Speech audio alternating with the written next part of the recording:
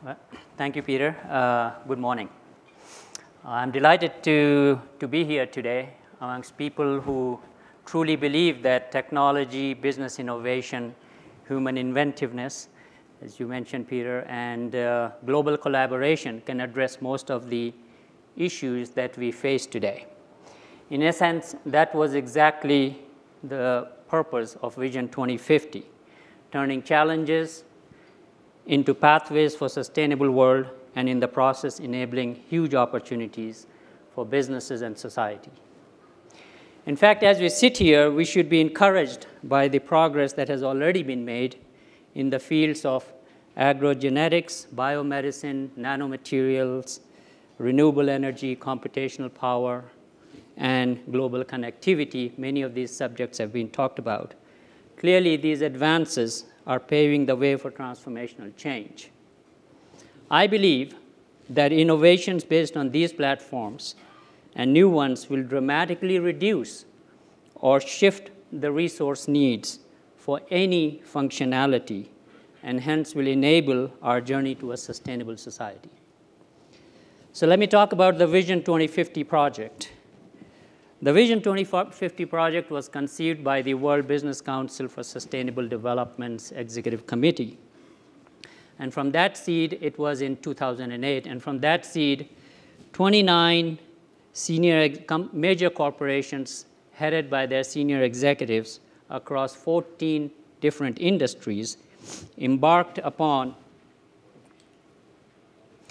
a 18-month collaborative effort in really to understand, to create a view of the sustainable world in 2050 and its implications for business and society. And the intent was to have a long enough span so we could be unconstrained in the solution space, and then, of course, and then work backwards into milestones. Our group drew extensively on prior work done by our companies, organizations such as United Nations, World Health Organization, World Bank, and others, and through dialogues and workshops in many countries with government leaders, with business people, with people in general, and 4 co-chairs representing agriculture, industrial, and services sector chaired this project. And they were from Syngenta, Storebrand, PricewaterhouseCoopers, and Alcoa. The project involved pursuing 5 steps.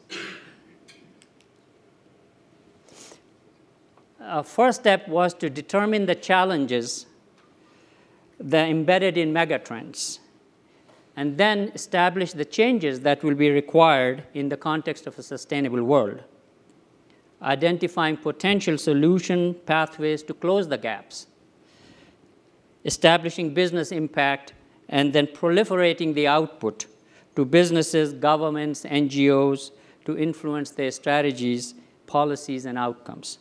So let me briefly take you through some of these outputs. Defining the challenges, I think most here are well familiar. Population will grow to 9 billion people in 2050 with its implications of food, water, health, mobility, etc. Greenhouse gas emissions growth leading to climate change. Water scarcity. Demographic challenges related to longer lifespan. Since I turned 50, I've stopped using the word aging population. The second step was to articulate what changes would be required to close the gaps in the context of a sustainable world. We learned that business as usual will mean that we will need resources of 2.3 planets in 2050. So the change required was obviously how do we get from 2.3 to 1? Furthermore, we'll need to reduce or have CO2 emissions relative to 2005, double food production without increasing amount of land and water use, and we will need to address other issues such as water and energy scarcity. This process allowed us to establish the gap in 10 different areas, 10 different areas which we felt were most relevant, and then establish the broad levers for closing the gaps, which I'm sure you will clearly recognize and associate with, which relate to proliferation of existing technologies and best practices. And by the way, the group concluded that almost 40% of the issues that were identified, or the gaps that were identified, could be addressed via proliferation. The rest will require new business models, new governance, new technologies. The next step was to define some solution pathways. And I'm not going to go into the detail of this, but this clearly shows an example of how a low CO2 power generation spectrum may look like, which combined with demand-side energy efficiency could substantially reduce our CO2 emissions towards the goal of having the emissions from the 2005 levels. Our teams came up with more than 300 such solution pathways during the project. These included must-haves for sustainability, some of which I have defined earlier, and then split the years between now and 2050 into what we believe will be the likely turbulent teen years around the corner that would involve massive awareness of the issues. There will be massive experimentation and eventually leading to accepting responsibility, followed by proliferation and transformation of solutions. Now, these pathways are just to give you a sense, and Peter mentioned it, that we have a mural which was developed by Robert Horn of Stanford University, who worked with us in the Vision 2050 project. And this mural is outside, and he and I will be available to answer any questions during a break. So in summary, the pathways lead to 9 billion people living well within the resources of the planet by 2050. This is the vision. Our fourth step was to assess what could be the impact of different sectors of the economy. Here, we estimated that the value in 2050 could be $6.2 trillion annually by 2050. And this is by no means, it covers all the economic sectors. In fact, it is based on 6 economies, the G6 plus 4 of the BRIC countries, and uses only 30% of GDP contributions expected from these 2 broad sectors. And the last step was an outreach, a plan to promote and talk about the outcomes that the Vision 2050 project has come up with. From these, it is up to the companies, to the governments, and other entities to consider the vision, the 2050 options, and create shifts in their strategies that enable a sustainable world and create value in the process. So as an example, let me tell you what my company, Alcoa, is doing. First of all, those who may not know, Alcoa is the leading producer of aluminum with operations in 33 countries, serving multiple market segments such as aerospace, automotive, commercial transportation, packaging, buildings, defense. If you came on a plane today, you probably sat on some Alcoa material. So what is it? So I'm going to give you 3 examples. My first example relates to what Alcoa is doing internally to lower its greenhouse gas footprint. Here's a picture of one of our latest or newest, most efficient aluminum smelters.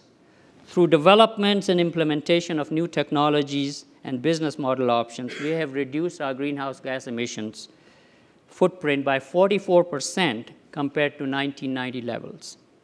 And we have a clear pathway going forward, which includes shifting power sources to hydroelectric, development of technologies that eliminate CO2 in smelting of aluminum, treating water and recycling it, and sequestering CO2 from other processes, all aimed at further reducing our footprint by 50%. And we will continue to implement these technologies as we get to economic justification. Another example relates to how we are enabling fuel-efficient, lower pollution and greenhouse gas emission in mega cities. This example relates to our work with Yutong Bus, which is the largest bus manufacturer in China. By the way, US makes 7,000 buses a year. China makes 350,000 buses a year. And Yutong is the largest bus manufacturer with 30% buses. So we tied up with them, obviously, and a large number of these buses are city buses, which contribute to pollution, which contribute to greenhouse gas emissions. And of course, there is the underlying fuel efficiency. As we can see in this example, by replacing a steel design with an aluminum design, we were able to translate or lightweight the bus by 12%, and that enables, in the first phase, 6% fuel efficiency, and more than 50 tons of CO2 over the lifetime of the bus, with a 2 to 3 year payback. We have many such examples where we have demonstrated 10% fuel efficiency, which on a global for the transportation sector, which on a global scale translates to 74 billion gallons of annual fuel savings and 600 million tons of CO2 reduction across all transportation segments. So clearly, there are opportunities, there are solutions that can have a huge impact. And I believe that the 600 million ton CO2 reduction is pretty close to what the Kyoto Protocol targets were. My final example relates to how we are working with many stakeholders in society to enhance recycling. And I think I want to go back in the first example was an internal example. Second was one where we are working with government, where we work with an OEM, a Yutong. And in this example, we're working with large segments of society to enhance recycling, which is hugely beneficial for energy and waste reduction, as this chart shows. So hopefully some of these examples helped clarify how technology and business innovation can lead towards sustainability and also create business value. I'm confident that the pathways defined in the Vision 2050 can catalyze substantial change towards a sustainable society. So, in conclusion, I'd like to say that global challenges will become the key strategic drivers for business and innovation. Technology, business innovation, and global collaborations can create pathways to a sustainable world, and we have seen tremendous engagement.